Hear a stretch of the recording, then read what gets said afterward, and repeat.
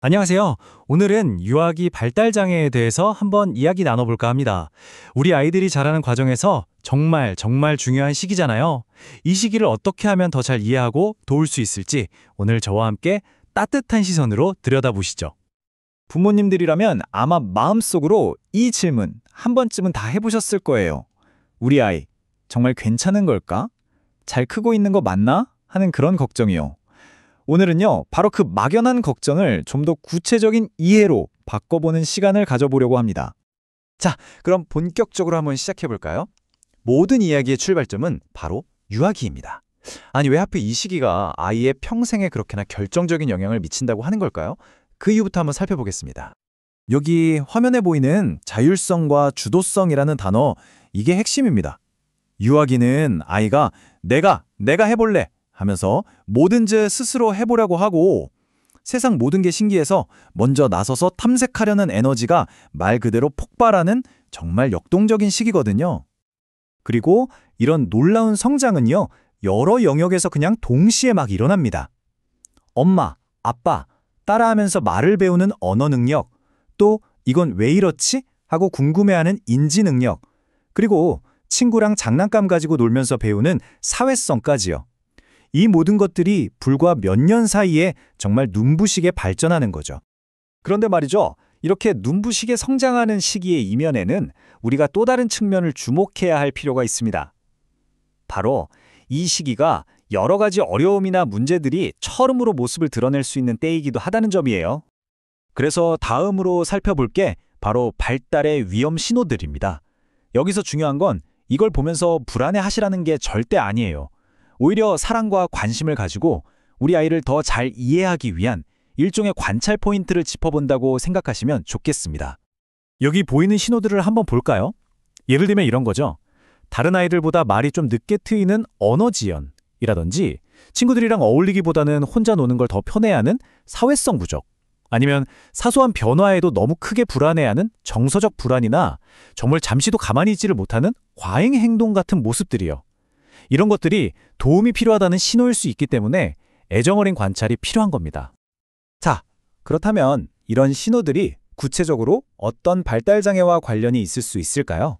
지금부터는 주요 장애들의 특징을 하나하나 명확하게 짚어보면서 우리의 이해를 좀 더 넓혀보도록 하겠습니다. 자, 이 표를 한번 보세요. 이게 정말 중요한데요. 주요 발달장애의 핵심 특징을 한눈에 비교해 볼 수 있게 해주거든요. 예를 들어 ADHD가 주로 활동성이나 충동성에 대한 거라면 자폐 스펙트럼 장애는 상호작용의 어려움이 핵심이구나 하고 알 수 있죠. 이렇게 각 장애가 어떤 특징을 보이는지 명확히 구분해 두면 훨씬 이해하기가 쉽습니다. 그럼 하나씩 좀 더 자세히 들여다볼게요. 첫 번째는 ADHD, 바로 주의력 결핍 과잉행동 장애입니다. 이름 그대로예요. 에너지가 너무 넘쳐서 가만히 앉아있기 힘들어하거나 생각보다 행동이 먼저 휙 튀어나오고 심지어 자리가 좋아하는 블록 쌓기조차도 끝까지 집중하기 어려워하는 모습이 계속해서 나타나는 경우를 생각하시면 됩니다. 다음은 자폐 스펙트럼 장애인데요.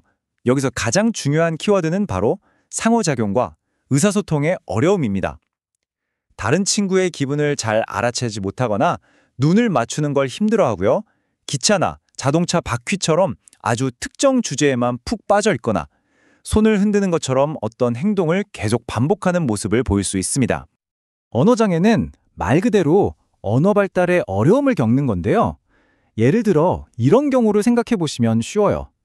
부모님이 하는 말은 거의 다 알아듣는 것 같은데 정작 자기가 원하는 걸 말로 표현하는 건 굉장히 서툴다거나, 아니면 다른 아이들은 벌써 문장으로 말하는데 아직 몇몇 단어만 사용하는 경우 같은 거죠.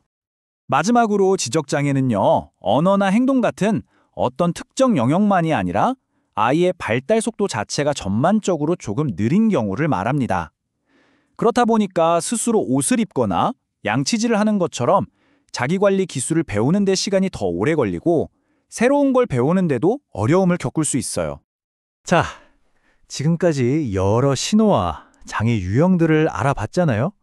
근데 사실 어쩌면 가장 중요한 이야기는 지금부터일지도 모릅니다. 바로 조기 개입의 중요성에 대한 이야기거든요. 문제를 발견하는 데서 그치지 않고 우리가 행동으로 나아가야 한다는 겁니다. 이 문장 하나가 모든 걸 말해주는 것 같아요. 조기 개입은 아동의 평생에 적응에 결정적인 영향을 미친다. 와, 정말 강력한 메시지 아닌가요?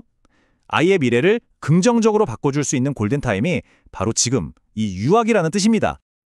그럼 우린 뭘 해야 할까요? 복잡하게 생각할 것 없어요. 이 슬라이드가 명쾌한 길을 보여줍니다. 바로 이 3단계 접근법이에요. 첫째, 내 아이가 어떻게 크고 있는지 애정을 가지고 관찰하기. 둘째, 혹시 도움이 필요하다는 신호가 보이면 그걸 발견하기. 그리고 마지막으로 혼자 끙끙 앓지 말고 전문가의 도움을 받아서 적극적으로 개입하기. 이 간단하고 명확한 과정이 우리 아이의 미래를 바꿀 수 있습니다. 오늘 내용을 마무리하면서 이 질문을 여러분께 드리고 싶습니다. 우리 아이의 밝은 미래를 위한 첫걸음, 과연 언제 시작해야 할까요? 네, 오늘 이 자료가 말해주는 답은 명확하죠. 바로 지금입니다. 우리 아이들을 위한 관심과 행동, 바로 오늘부터 시작해보는 건 어떨까요?